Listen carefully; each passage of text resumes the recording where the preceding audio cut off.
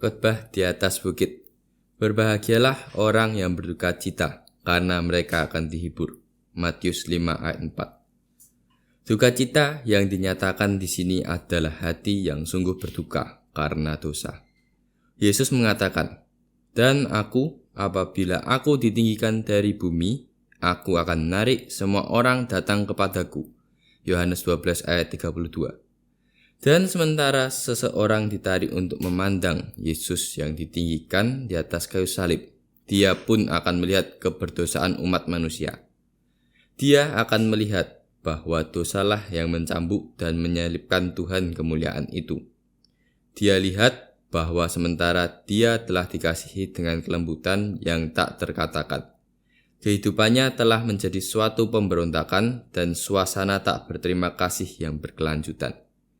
Dia telah meninggalkan sahabat karibnya dan menyalahgunakan pemberian surga yang paling berharga. Sekali lagi, dia sendiri telah kembali menyalibkan anak Allah dan menusuk sekali lagi hati yang terluka dan hancur itu. Dia dipisahkan dari Allah oleh jurang dosa yang lebar, gelap dan dalam, dan dia berduka cita dengan hati yang hancur. Duka cita seperti itu akan dihibur. Allah menyatakan kesalahan kita supaya kita boleh lari kepada Kristus. Dan melalui Dia, kita dibebaskan dari perhambaan dosa. Dan bergembira dalam kemerdekaan putra-putra Allah. Dalam penyesalan yang benar, kita boleh datang ke bawah salib itu.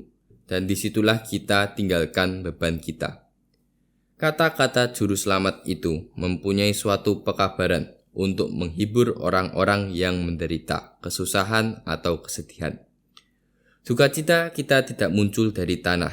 Allah tidak dengan rela hati menindas dan merisaukan anak-anak manusia. Ratapan 3 ayat 33.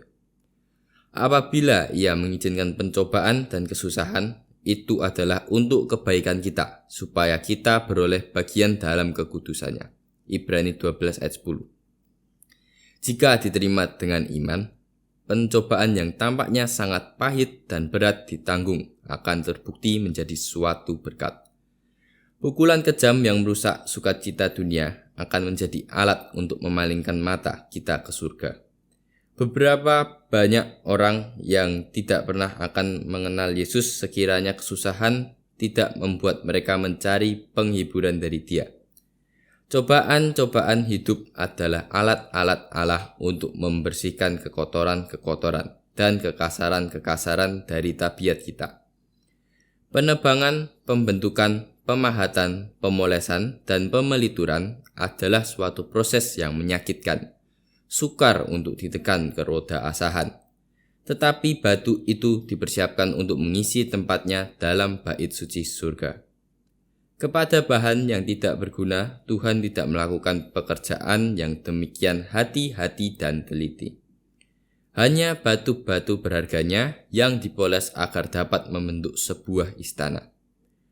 Tuhan akan bekerja untuk semua orang yang menaruh kepercayaannya kepadanya.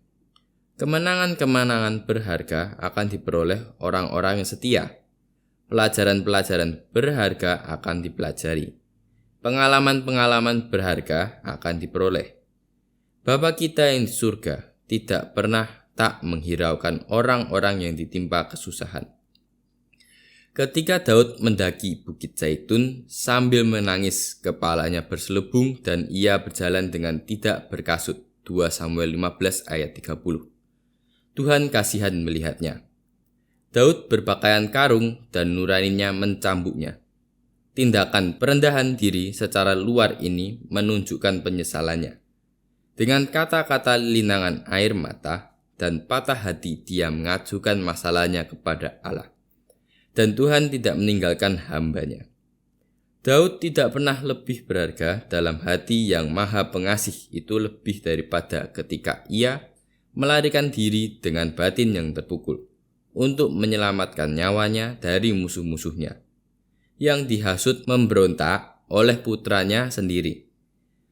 Tuhan mengatakan, "Barang siapa kukasihi, ia kutegur dan kuhajar. Sebab itu relakanlah hatimu dan bertobatlah." Wahyu 3 ayat 19.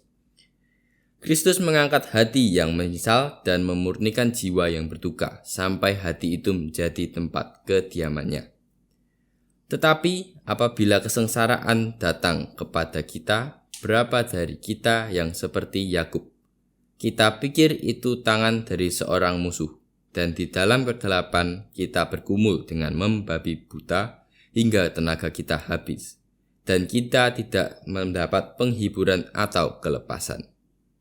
Bagi Yakub, jamahan ilahi pada waktu fajar mulai menyingsing menyatakan dia, dengan siapa dia telah berjuang, malaikat perjanjian itu.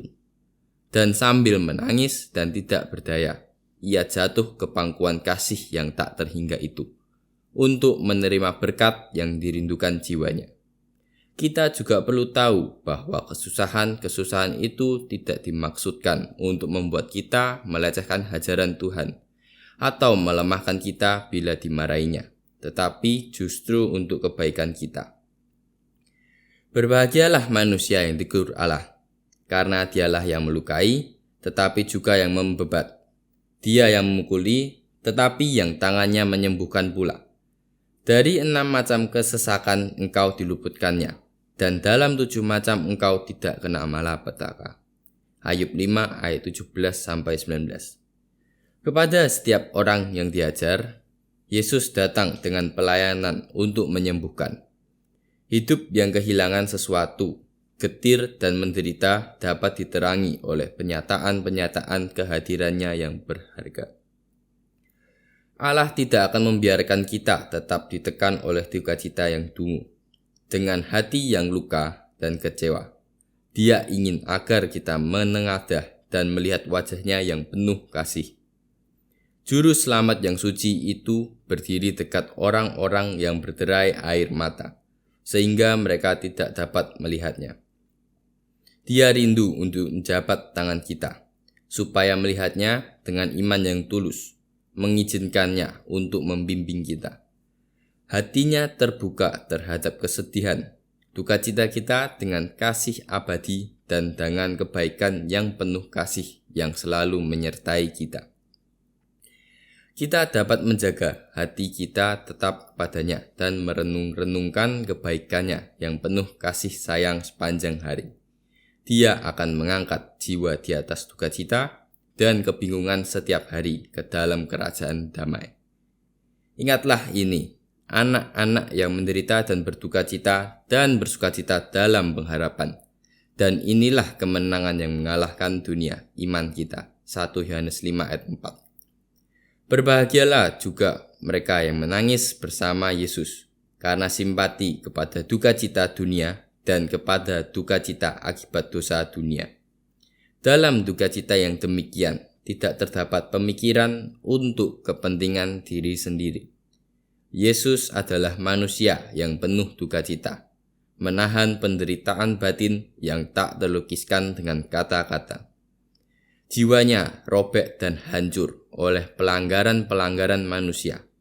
Dia berupaya keras dengan upaya yang menguras tenaga untuk meringankan sengsara manusia dan memenuhi keperluan mereka. Dan hatinya mengalami duka cita yang dalam ketika melihat orang banyak tidak mau datang kepadanya agar dapat memperoleh hidup. Semua pengikut Kristus akan mendapat pengalaman ini. Apabila mereka menerima kasih-Nya, mereka masuk ke dalam penderitaannya untuk menyelamatkan orang-orang yang sesat. Mereka mengalami penderitaan-penderitaan Kristus dan mereka juga akan memperoleh kemuliaan yang akan dinyatakan itu. Oleh menyatu dengan Dia dalam pekerjaannya, minum cawan penderitaannya, mereka juga akan ikut menikmati sukacitanya.